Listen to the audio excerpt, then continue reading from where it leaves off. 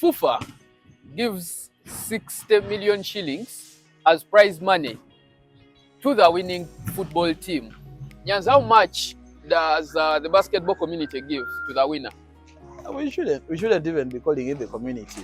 The prize money. Yes. The prize money for the NBL champion is 5 million. And 5 million shillings. Yes, 1, 2, 3, 4, 5 million. And when I had that news, okay, it's not very shocking because when you look at even 60 million divided among a roster of soccer players, it might not be much. But when you look at the values, how they are put across, 60 versus 5 million. So basically, it's like over 10 times more. You get it? Over 10 times? Yeah, because it's 5 and 60 million. Man, it is over 10. Over 10. That's what I'm saying. Over 10 times. And even in the region, we are not the best paid. Because just in Kenya, they receive about 140 million. That is prize money. Prize money. But in our situation, coming back home here, our situation is 5 million for the prize money. And remember, we had talked about... okay, before that, maybe, just for someone to understand, probably there are benefits before the prize monies. You know of any? Yeah, of course, locker room allowances. But I'm not... That's another story, yes. You know, to talk about. But when you look at the prize money today of the NBL team, it's... I stand to be corrected, but as much as I've known, for the past few years, it has been 5 million. You get? And there was something that happened, and I don't know why we didn't get straight up clarity on it. When they said Bet Power came on to sponsor basketball.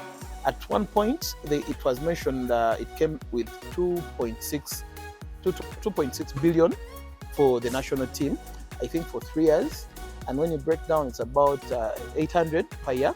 But that was covering insurance, local room allowances, travel, accommodation, and those other things that are happening with the national team. Then that was from Bet Power. Bet Power, yes. But they also had a local room pay of 150,000 per player after every game. Then comes back again to the NBL. When we lost Castlelight as a sponsor to the NBL, and they came with something personally I didn't understand, because when I went out to read a little bit of literature about it, I only saw locker room allowances of 130,000 for 12 players and 4, I think, officials. You get it? And the players who are on the floor. Game, yeah. 12 players, the roster for the game. Yes. And the 4 officials. So in my mind, I'm asking myself, who negotiates these kind of sponsorship deals? Or is it public knowledge for people to understand the nitty-gritty of when a sponsorship comes? What is the take home for the person who's bringing entertainment, leave alone the winning prize? I mean the locker room kind of allowance, where when you win, you get something. I'm talking about the other team which lost, which brought on the entertainment. Because this team which won, to make sense out of it, it couldn't have played alone. It has to have a competition to come out as a winner. So what is there for the other competitor as of the game? 2, I think this is the third thing. The other thing I would ask myself, when you're sponsoring, are you sponsoring teams as in the winning, locker room, money, or you're sponsoring NBL? Yeah. Because when it was put up, it looked like Bet Power has come in to replace Castlelight. Castlelight. And then there's a lot of things that need clarity in between. And then also when Castlelight came in, it came in with 500 million. You get? So I'm asking myself, where does this, how is this money put into the game? Maybe that should be public information to know exactly that this is what Castlelight is giving in, and this is what the game of basketball is giving back to Castlelight. Because it's a two-way traffic thing. You don't expect someone to put in money when they're not expecting anything. The other thing I would question, that if Kasolai steps out, what was the reason why? No, why was it going out? What went wrong? What went wrong? Yeah. You get. Then another thing I would also just randomly off head. Why aren't other corporate companies trusting basketball as a means of creating publicity and all publicity, that? What's branding awareness? Aren't we having enough media representation?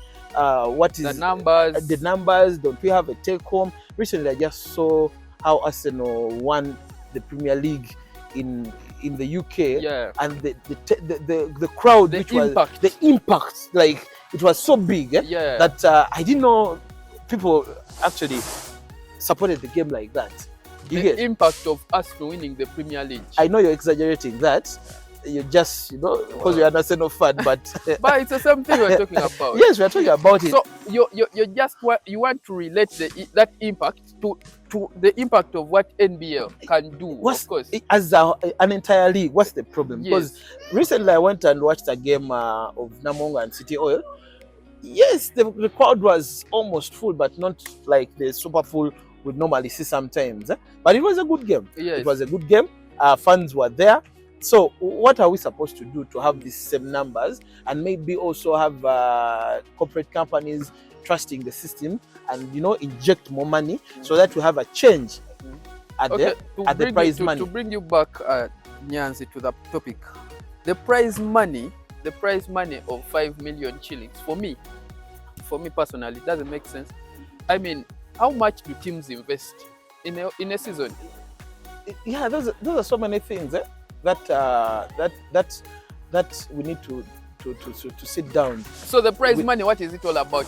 Is it like some form of a reward for what you have done during the course of the season, or a recognition kind of? I think it's more of a symbolic thing. Yeah, it could. Because when you look at 5 million, thing, then 5 million, breaking it down among, let me say, 12 players, we are looking at like 300k. So you get 300k per person. And also, I can do some quick math here. Because when you look at 300 million, 5 million. 5 million.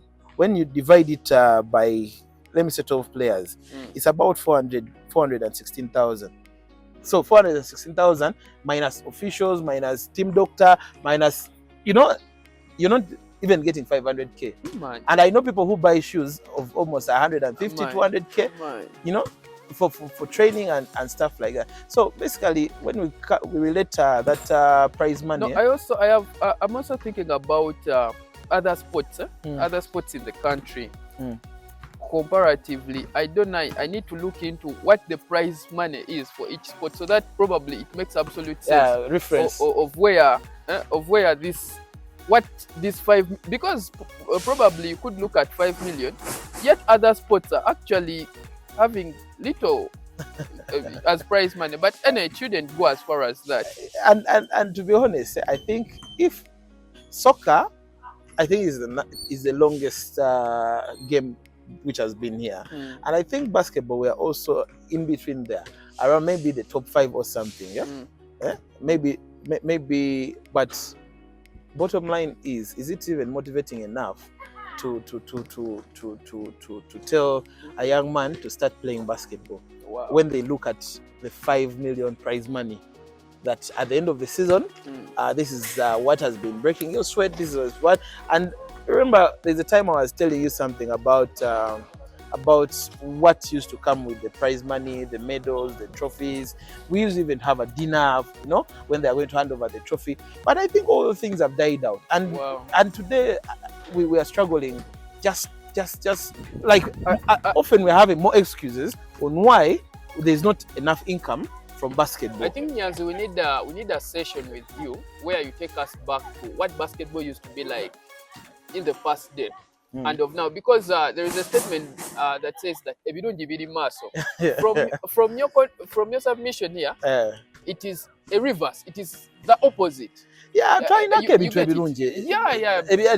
like, to be honest, we had more reasons to come and be at that court. People love teams. You get the umpires. When you come to watch the game, there is a way umpires used to conduct these games, and you feel like almost utmost fairness. Wow. You get it? Mhm. It's because these guys are not perfect beings. That's why they even have screens to reference on the tables and stuff. But I can tell you there are things today that I would say they've really gone down. And I don't know if we should point fingers, but I think the best thing is finding solutions. Wow. Now, we all know that athletes are some of the most paid professions on this planet, and when such questions of money arise, they prompt they prompt a lot of reaction from you, the people that are following this conversation. Now, share your comments down there as we continue to bring to light some of these topics. Thank you.